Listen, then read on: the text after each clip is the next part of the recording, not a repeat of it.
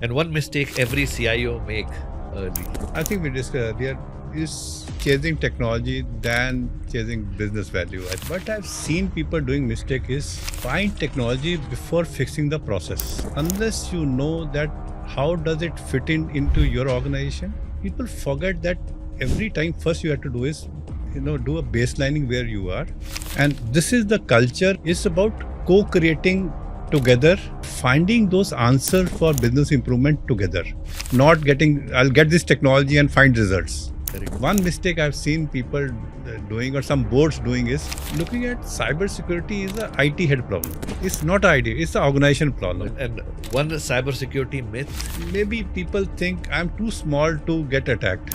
But one thing I personally feel people invest not enough is in case something happen, how fast you can recover. We spend a lot of energy on prevention, but by chance if something happen, how fast business can continue without any disruption, that can make you 99.99. But 0.01 is one area where it's very difficult if something happens. And one leadership habit which every leader should build, I think, is good listening capability. We are not too patient to listen from the people around and all. I think your ability to listen and digest and take action is a big capability requirement all leaders should have. and one advice to all the youngsters. I think humility is a very important. You can be leader, but you have to be humble. That will take you further in career. One tech buzzword you dislike. Digital transformation.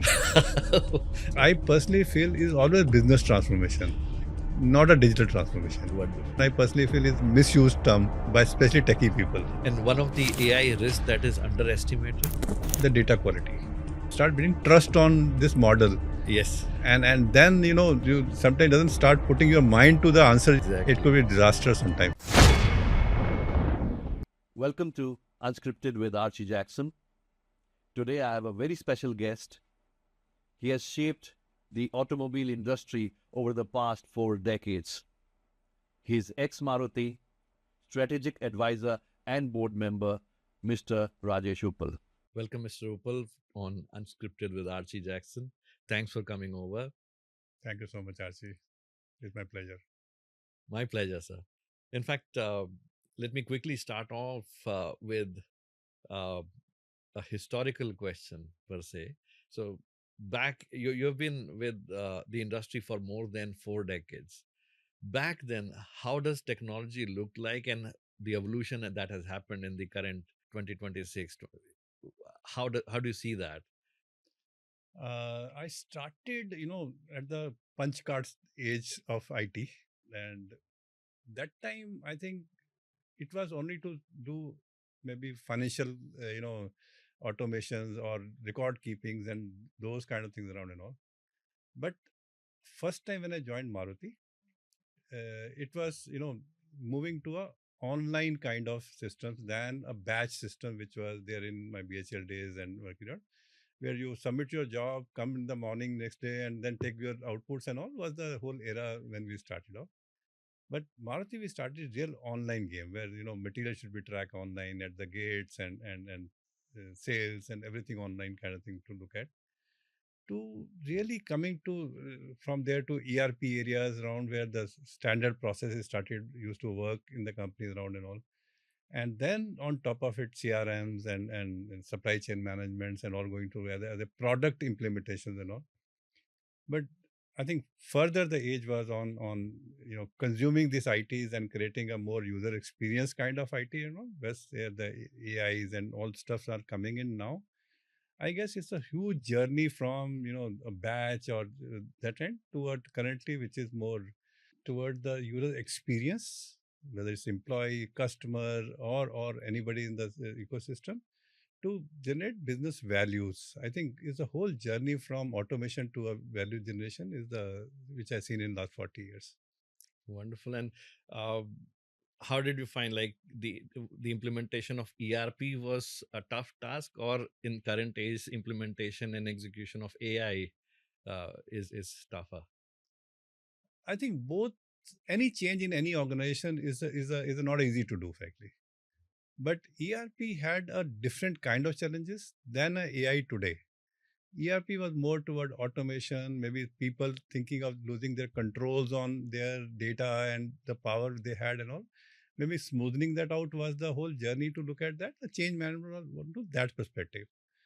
But whereas AI is more toward supporting you to take better decisions. And Right. for that, how do you change your cultural nuances in the organization, the ethical concerns, and the way the whole organization preparedness has to be for that is much different than the it used to be for the ERPs.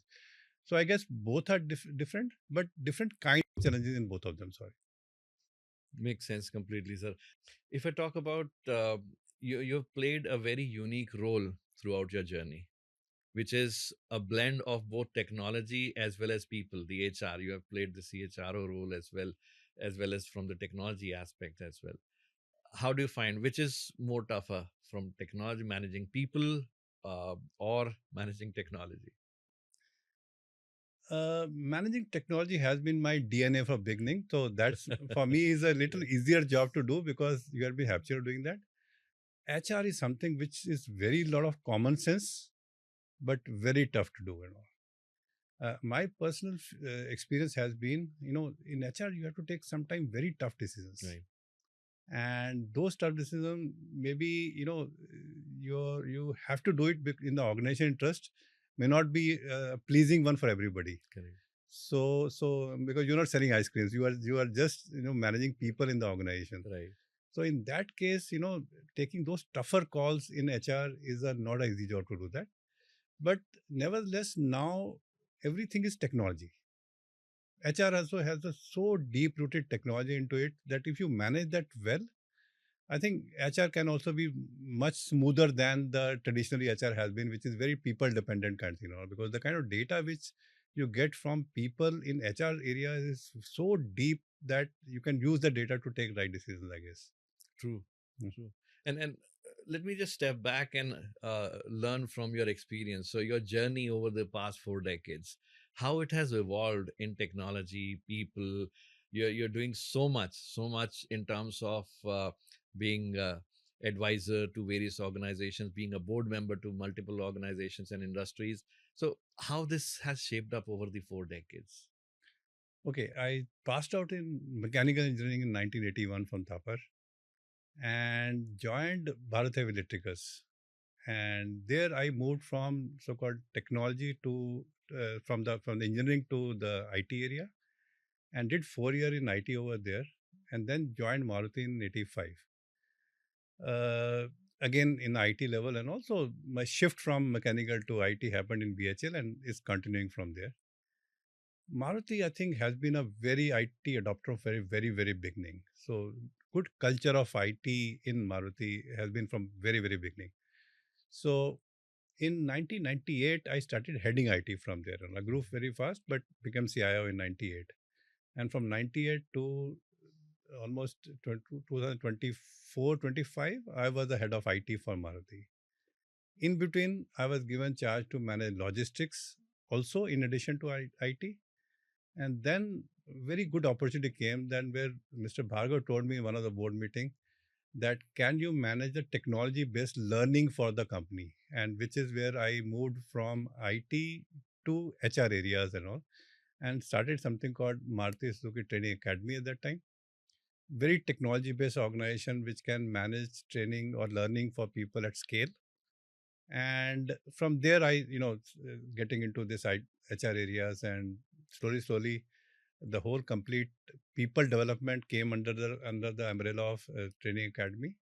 And then somewhere in 2018, I was told to manage HR and IT both. So that has been my journey to be there. And in 2010, I was also inducted to Maruti board to support board operation along with my role as a board representative from IT side.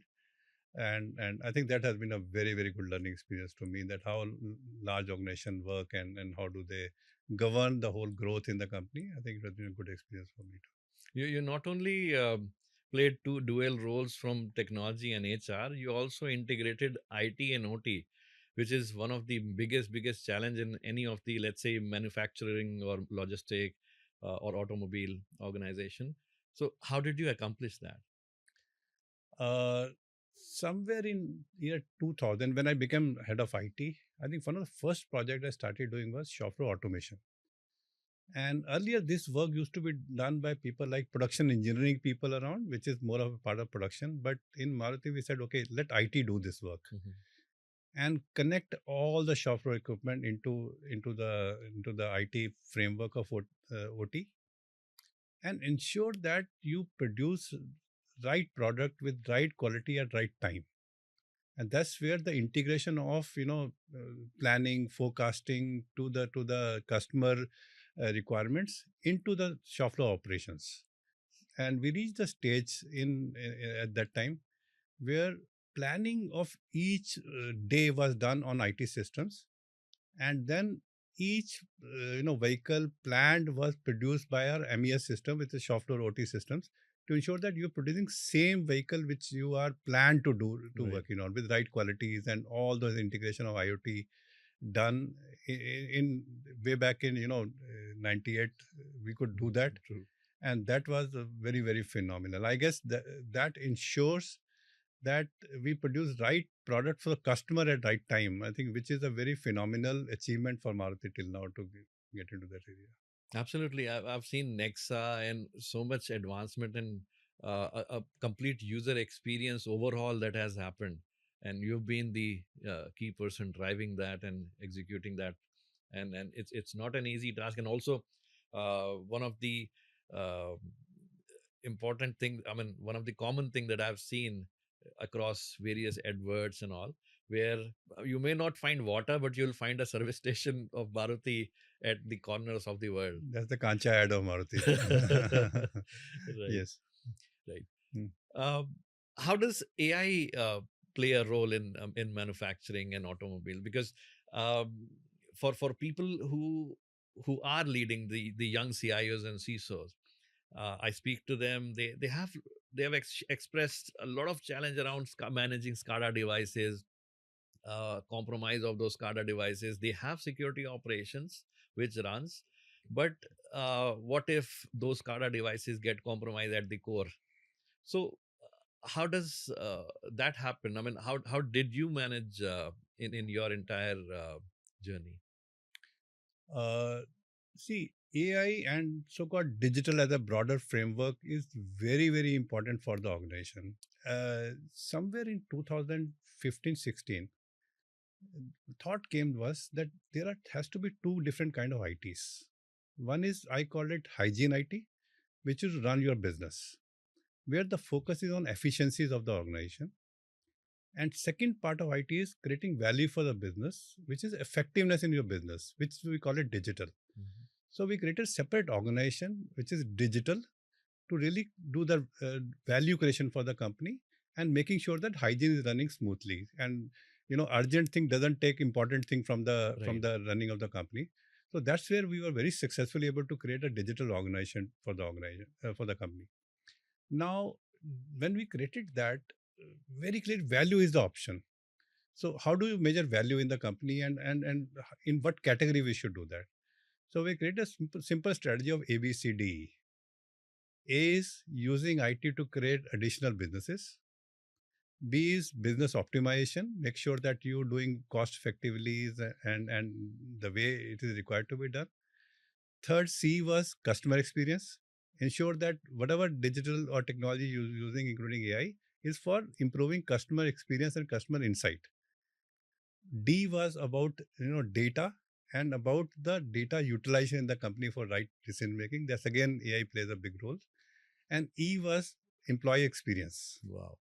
So very simply create more and more use cases, put in this bucket, create the value current state to the to be state and all, and put technology to use that to work. Whether it's the customer experience, whether it's the operations, whether it is cost, whether it's the quality, whether it's the governance and compliance, do everything measured and create value for the organization. And that's where I guess all AI or digital has to be for any organization to work on and create a measurable results.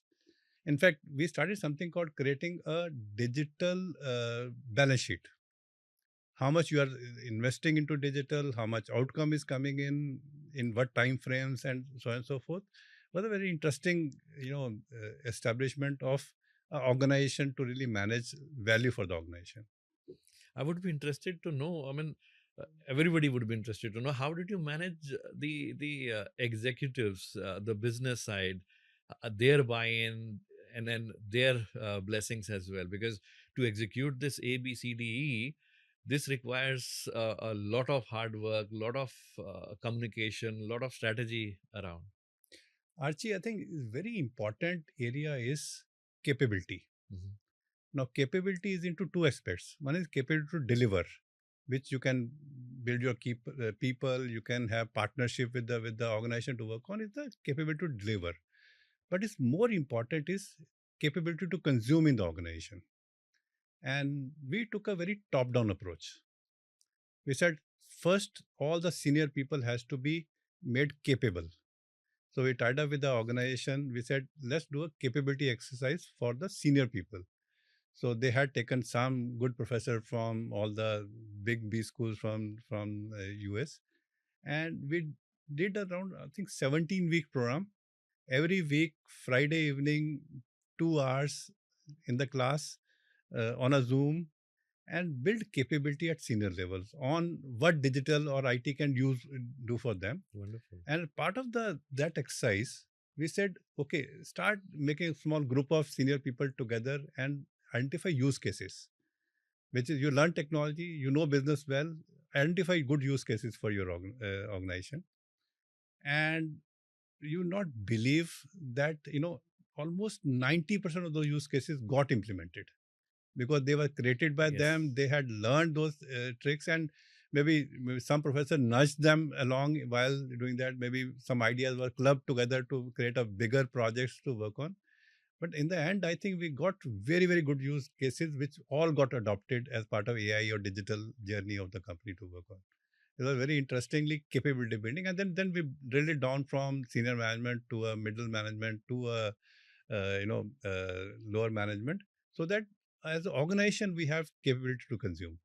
And that's a big difference I feel between the ERP systems and the so-called AI and digital systems is Right. you need much more capability to consume those technologies than you used to use ERP. ERP is the template, you put in data, you get reports, and it works on that. But AI, unless you build those capability in the organization to consume, it may not be very successful for adoption point of view, I guess. Absolutely, absolutely, sir. In fact, adoption plus enhancement and automation through it. So not only adoption, but when a responsible usage of adoption, where people have that understanding what to do and what not to do around AI. Absolutely.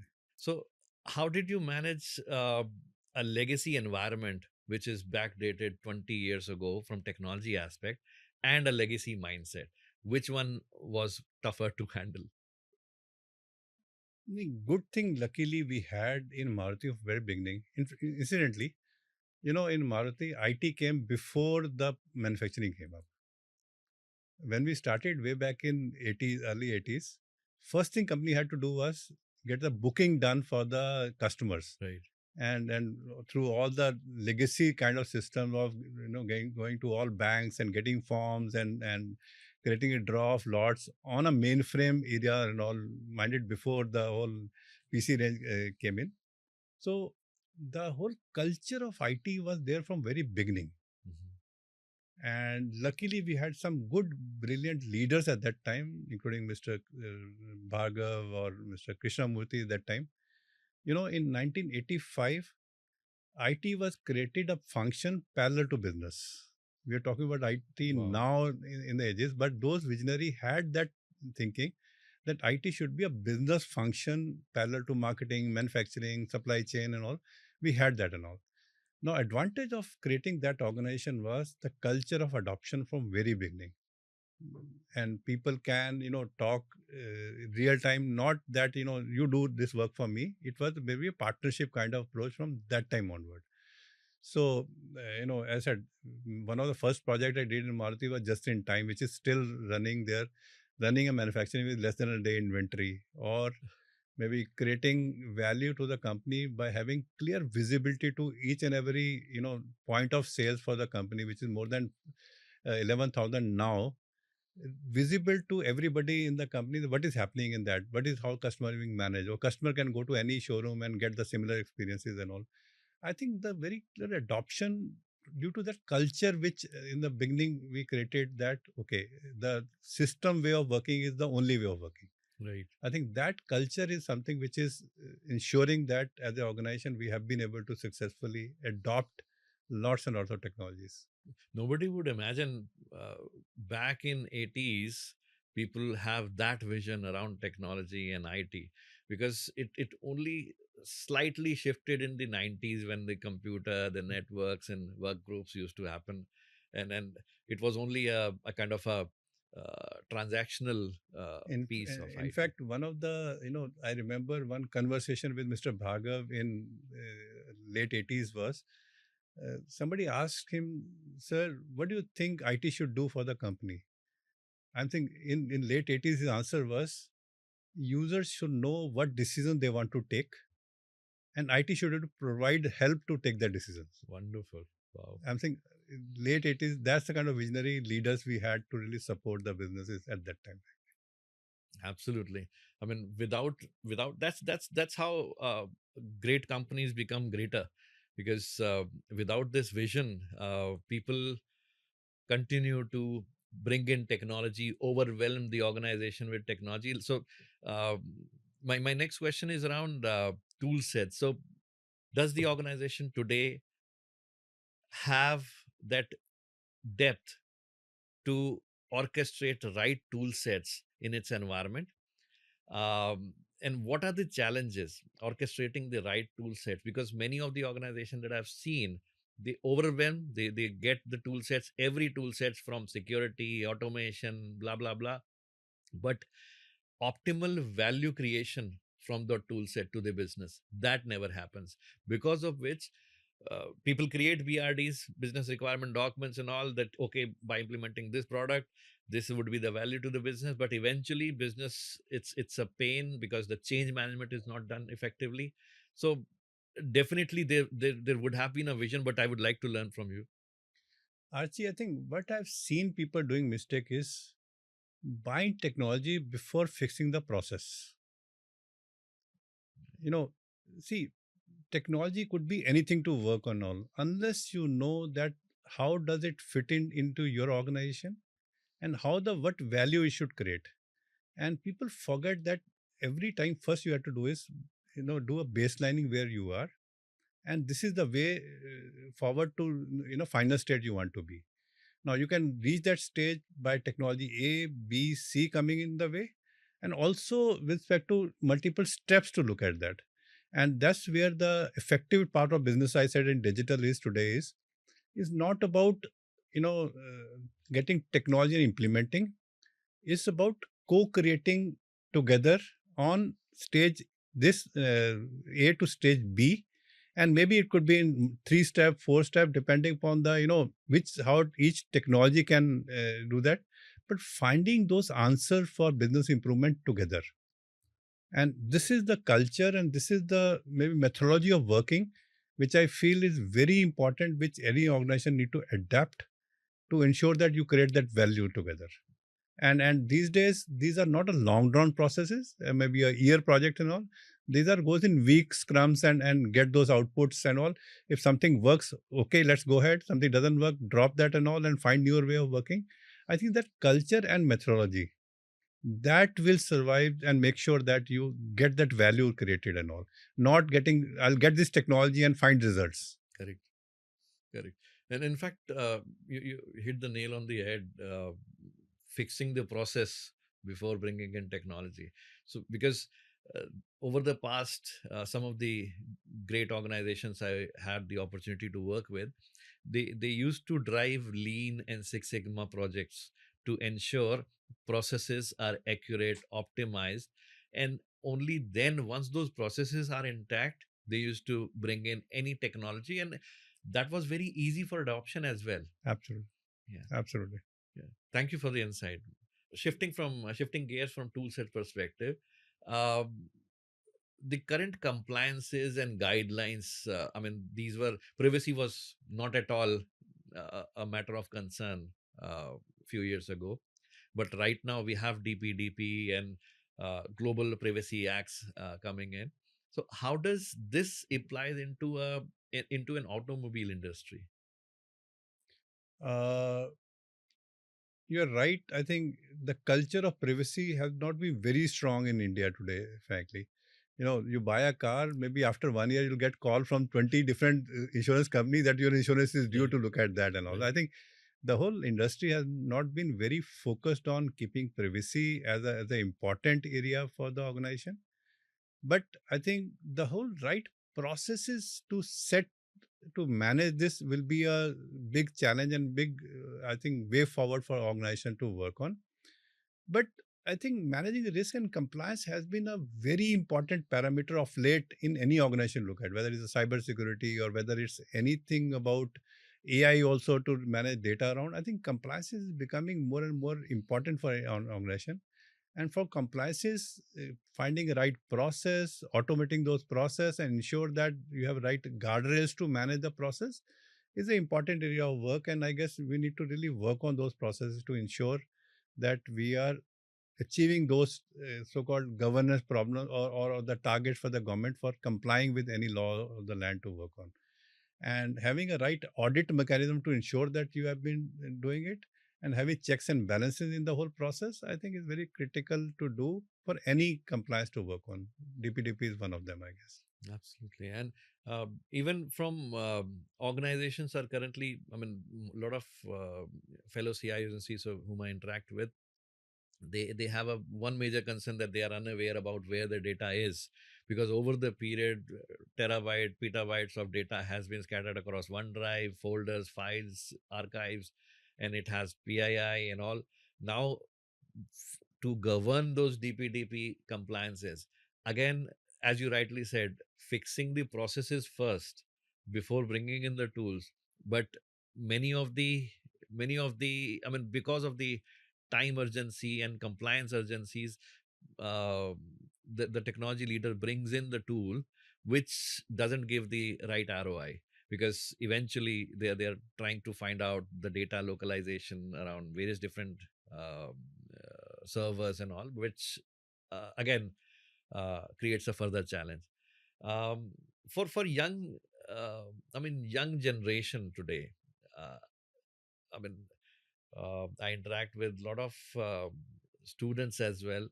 uh, One thing which I see is they have visibility, about what they want to do in life, but with the AI coming in, the cognitive ability and creativity, that is getting shared.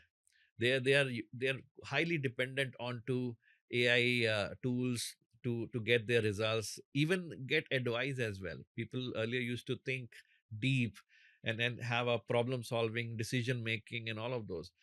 But have you experienced similar in your industry, that you have been working with people? uh, my feeling is, technology will always be coming forward and being part of your life. Maybe in early age when I started, maybe enterprise technology layer used to be much sophisticated than the personal technology layer of people to use. Maybe, phone was not there when I started 80s and all, which is now part of life. But now I think the part of enterprise are lacking behind the consumerism or IT in their day-to-day life to work on. So that way, I think the adoption is becoming easier with young people because they are habitual of using that technology into their day-to-day working. Maybe they Right. use AI tools in their personal working or the consumer working, but enterprises are getting with right guardrails to work on. So my feeling is the technology is becoming part or will become part of the any organization to work on, and it's easier now because those technologies are part of your consumer life in day to day in social interactions. But at getting people at that age adopting to the organization culture, young people, I don't think there's a big challenge. Sometimes challenges are with the people at the senior level who comes with a legacy mindset Right. to adopt that to happen to work on. But I guess now with capability to consume, which I said earlier, I think those are being managed by the large organization with right kind of governance and right kind of capability building. Thank you. Thank you. The current cars and the automobiles moving data centers Absolutely. and versus the traditional automobiles used to be there. So how does future of automobiles look like, and how does data which is being captured across I mean, you have the data through Google Maps, you have data being captured of I mean, similar to Zomato and other applications, they capture like the kind of interest area that food is being ordered. So how does data and automation and AI integrates into automobile industry? Okay, I think the some data shows more than 70% of value of the cost is coming from electronics, including software, Mhm. going forward, and that's the range at which value for the company would be, that you're investing so much into into the electronics and software area in the company. And today, change of feature can be done over the air than really, you have to get to workshop to do that, because it's all software driven going forward. Now, any software, if your product is like that, I think you need a very strong data governance process in the organization to work on, where your location, your car performance, your areas of visit, how you drive, everything is getting captured by the system in the back end. And the the importance is that how do you really manage the data, and do you have right policies for data in the organization or not. In fact, I remember creating data policies when I was working in Maruti. We had around 27 different policies made for only managing data in the organization, right from generation, governance, the lineage of data, and securities and personalizations and all. So you need to make sure that you have right framework of managing data in the organization, to really manage the data for the organization, and ensure that you have right kind of automation on that management, including data quality, that you get exceptions that if something goes wrong in the whole process of data management in the organization, including the securities and stuff like that. So important that AI is going to play a big role in the our industry, because we have large amount of data, and with using the data, the kind of value it can create for customer, for company, for all stakeholders, I think is a very, very important use cases coming up. And I guess with time coming in, with AI getting more and more matured, as of now, I think the way of playing automatic game is going to be very different than it used to be in traditionally, where just a trust of brand used to work. Today, I think the whole capability and the features you give to the, or experience you give to the customer, is going to be differentiator, because you have so much data available. Right, right. In fact, industry like manufacturing and automobile, they are all in the journey of modernization. And from modernization, they may be moving from their legacy infrastructure to from on-premise to cloud, SaaS infrastructure and all platforms and all, which actually links into data sprawl, dark data, all of that. And then there is a lot of governance required for all of this data, which further Gartner says like 40% of people don't know where their data is lying in their organization. So what should an organization, as a leader in an organization, a leader should focus on to make sure the data, this visibility is there? When I started this organization was digital, one of the first center of excellence I created was a data organization, whose role is to really identify and the create that whole data framework or data products for the company, so that this whole data is managed properly in the company and all. Otherwise, it used to be, each ERP person, everybody has Right. their own data sets to work on. We created central data organization. Maybe today people started calling it chief data officer in the company to look at. We didn't name that role, but we created that important role in the company to really identify and manage the whole company data from a one organization in the company with the IT framework. Ideally, it should be outside the IT organization, but anyway, we started with that as a one center to focus on that. And with that in place, I think the whole availability of data, securing the data, everything could be managed by that organization, including their policy and policies adoption in the company. Right. I think you had somebody whose role is to do this, right? And with large organization, I feel this is a very important organization to have that, to sustain that whole journey in the any company to work on. So true. So true. With AI, what are the roles, job? There is a lot of concern, buzz around that it will eat up people's job. In your view, how does job look like in the future? See, one thing with AI coming in is that earlier, next generation of technology used to come after maybe decade or 8 months and all. Today, AI in maybe 1921 to 22 to 2026 now is a generation change every year which is happening around. And that's the Exactly. pace at which this all are changing. And one thing very clear now that AI has, for especially for large organization, it has changed from moved from POC role to a business value creation role. I think that change has started happening. And whether it's the software development, whether it's the content creation, whether it is the role of legal people in the organization and all, I think a lot of operational work is started moving to the AI and secure AI within the organization there. Now that change has started happening now, and those operational role will become much more efficient.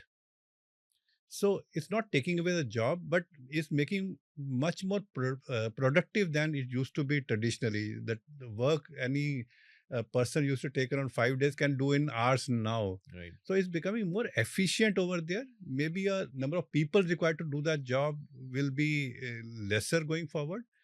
But I think those efficiencies will improve the businesses significantly going forward. I think I see that as a big change. And also some new roles will start coming in now, frankly, with the AI. Maybe even I was reading somewhere AI agent monitoring officer will be a new role to come on, because you have so many agents working in the Right. organization to work on. So many new roles will start coming in, and maybe it's time to really identify those roles and build those capability to be built in the people, so that they can be relevant for the businesses going forward. But roles will change, but it will be more efficient and effective for the business to be more valuable for the stakeholders. But going forward, I don't see roles, people jobs going away. Maybe a different kind of jobs will come in. That's what it will be. Right. If you look back 4 decades, um, it would be this would be a tough question. Um, if you look back 4 decades, what would be one thing that you would have done differently? Which, I mean, from your journey, you do not want that you should have done, so it could have created much more bigger impact or changed your trajectory, something of that sort. What was that one thing? I wanted actually to be a, see, when I joined industry in 1981, 82, uh, that time was the first time then the automation in the shop floor started coming in. Computer aided machines and all those things started coming in. So I was very interested in those areas around. Unfortunately, in BHL, I was not given that role, and maybe looking at my aptitude, they put me into the IT areas to work on. But with 40 years now, my personal feeling is ability to learn much faster, and also maybe adapted to adopting to the change much faster would have been a important area for me to really be working on. than the way I have grown last 40 years. And that's the very important for everybody to be focusing on. How can we learn faster and how can we adopt change faster? I think is the change which I would have seen myself going in the past. but but from your trajectory, knowing what all you have done, what all you are doing right now, I mean, adoption to change, learning. I mean, But it's I guess it can be much faster than what I've been doing actually. I think. wonderful, wonderful.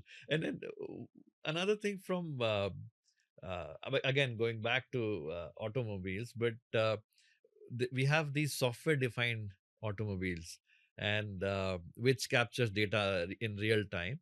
And so in your view, how the bar between a smart car and a spy car, uh, how can we differentiate between a smart car and a spy car to avoid the data that is captured is controlled, and it's not, because there have been instances in the United States I was reading, uh, where Tesla and all, they capture information and that the data was misutilized, all of those. So how that line can be drawn between these two?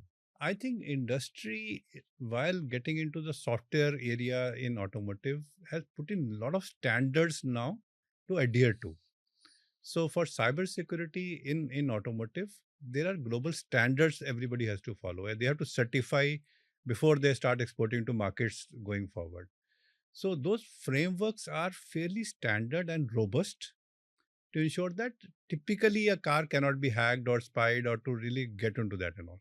So that's one area that I think those standards are have been very well drawn to manage the automotive per se.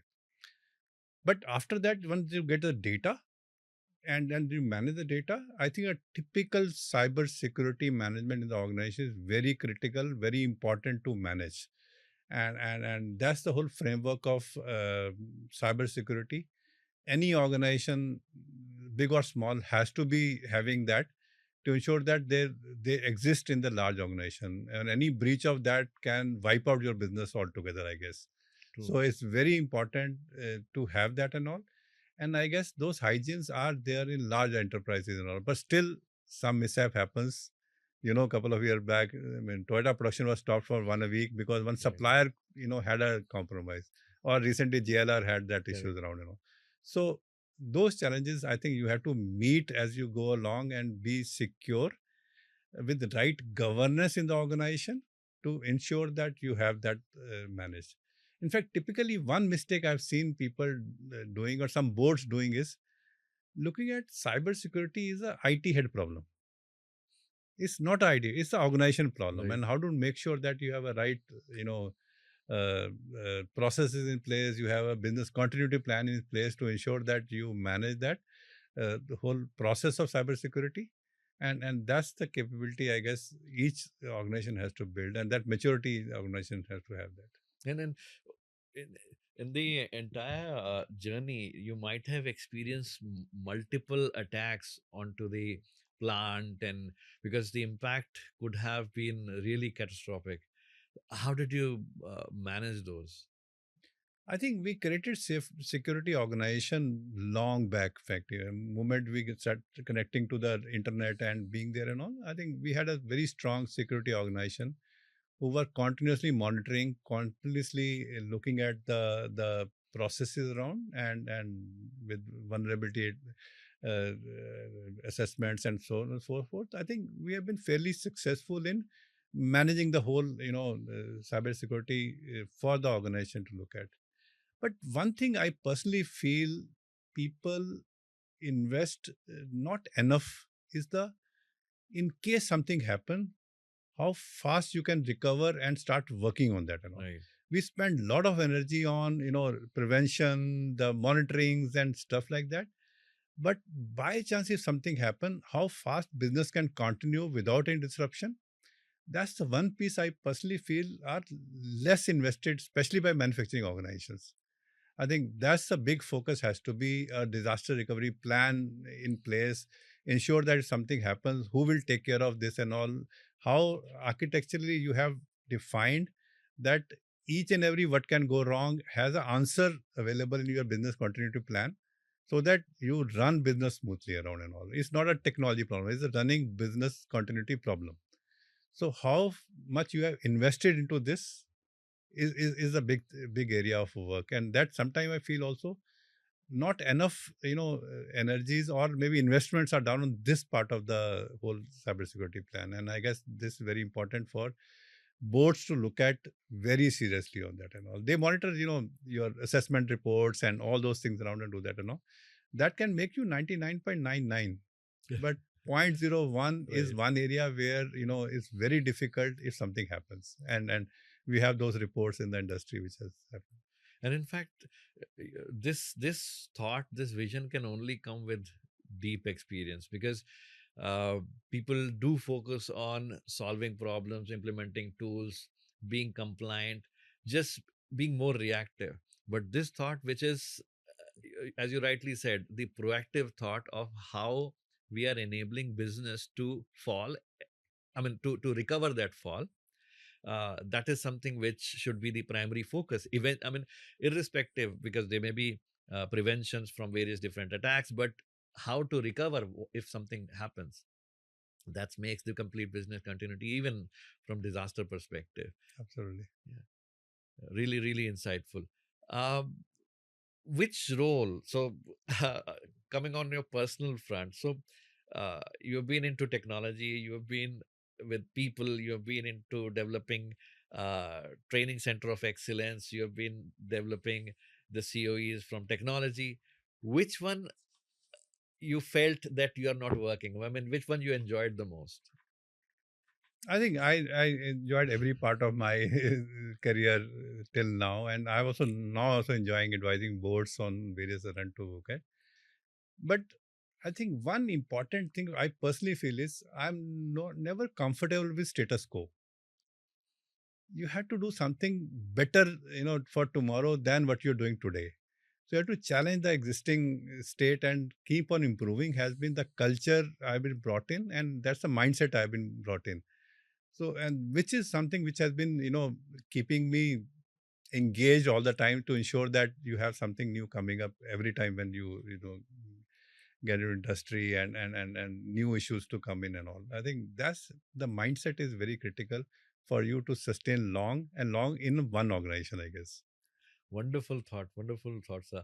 And I was reading about the mindset. I mean, you touched upon the mindset, and in one of your interviews, you mentioned that it's more important to have the right mindset versus the skill.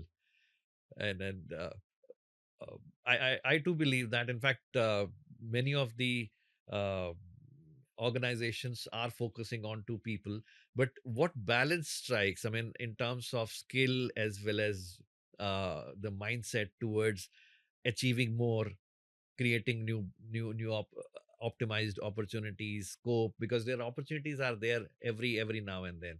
I mean, you need to be ready to capture those opportunities. So how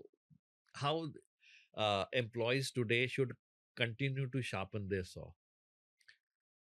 I think one skill is very important is to really create a business use case for improvement, where you need to find, what's your current state is, what could be your to be state, and in to be state, what value does it create, both financially, customer experience wise, or different parameter of the business wise.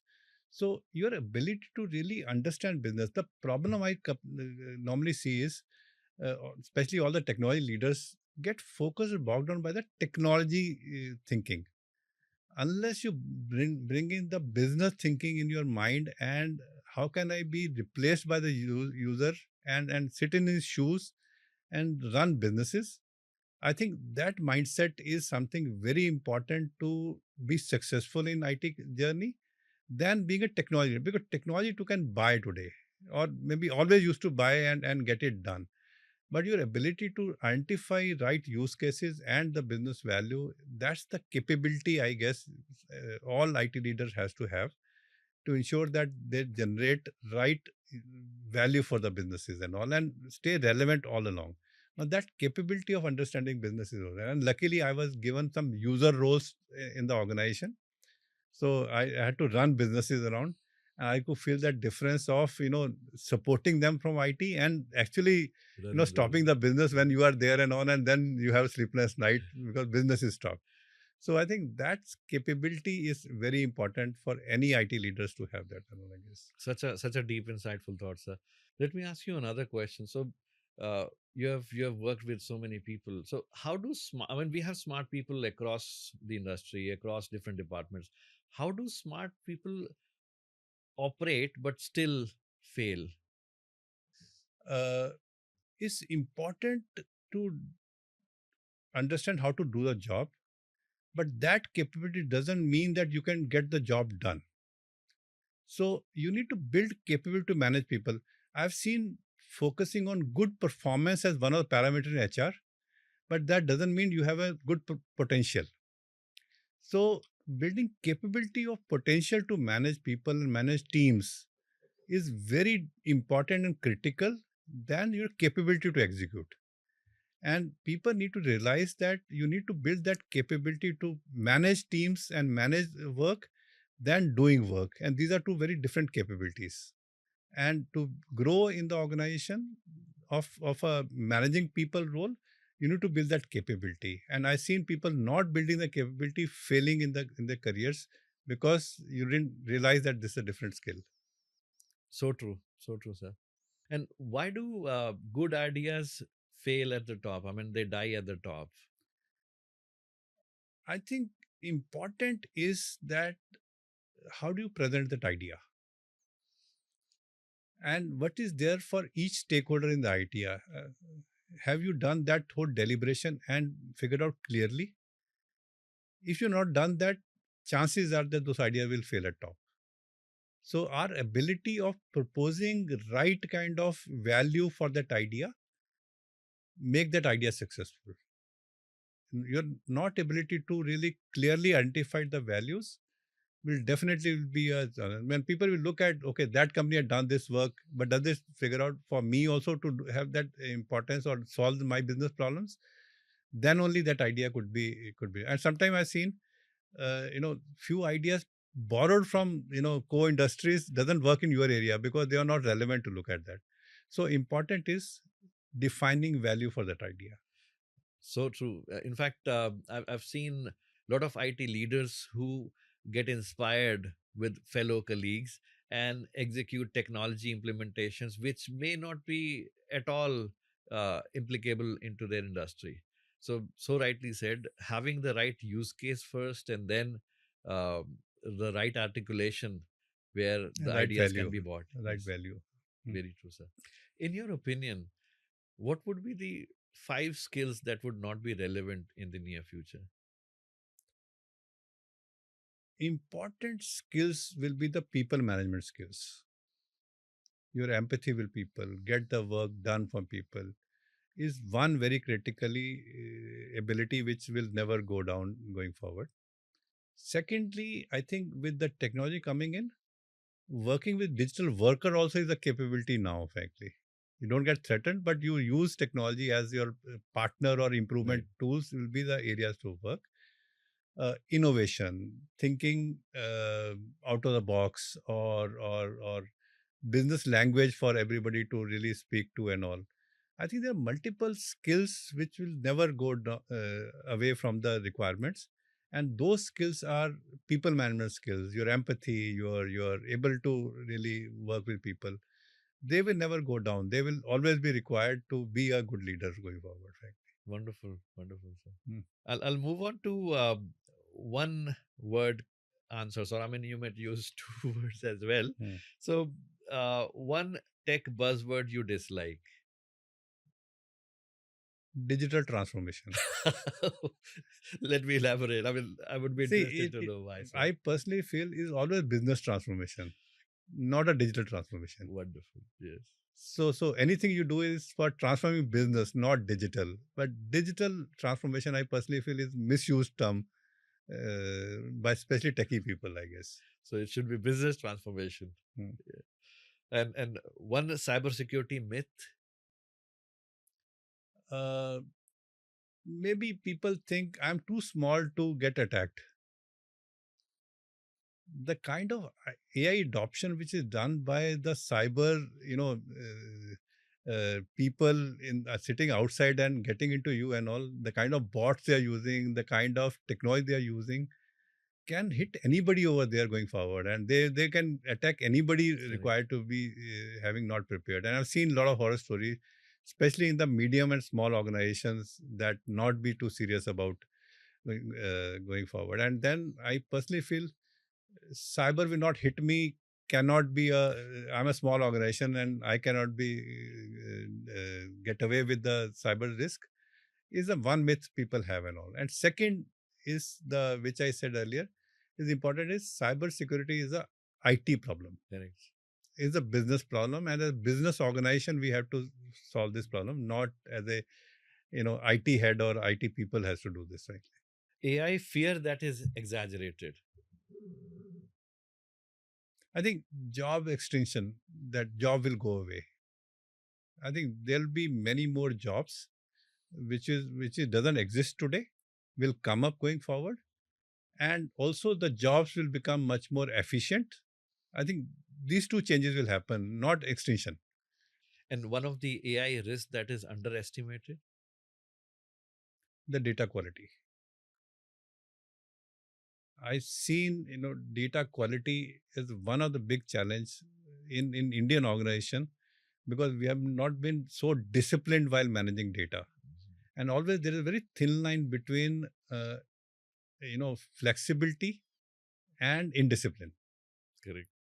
And somewhere that, the thin line always compromise on data quality. Great. So data quality is one area I personally feel, to get good value out of AI is going to be a challenge for any organization, especially in our context, frankly. Absolutely, so spot on. In fact, the models that uh, these are being learning on, if or in fact when they have the poor data quality, it's giving hallucinated results, and it's I've seen that happening, and everybody's seeing that happening. And after some time, start building trust on this model. Yes, And then, you sometimes doesn't start putting your mind to the answer you're getting and all, and you start using it. It exactly. could be disaster sometimes, I guess. So true, so true. And one leadership habit which every leader should build. I think is good listening capability. We are not too patient to listen from the people around and all, and want to give our views to look at. I think your ability to listen and digest and take action is a big capability requirement. I personally feel all leaders should have. Greatest, I mean, greatest advice I would say, because that's where people are. I mean, that's so true.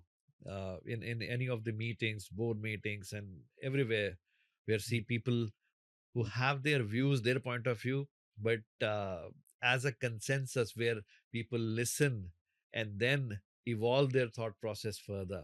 They change. So that's something which everybody should Absolutely. adopt. Yeah. Absolutely. And one mistake every CIO make early. I think we discussed earlier, is chasing technology than chasing business value. I think that's a big change, or changing outcomes rather. I think.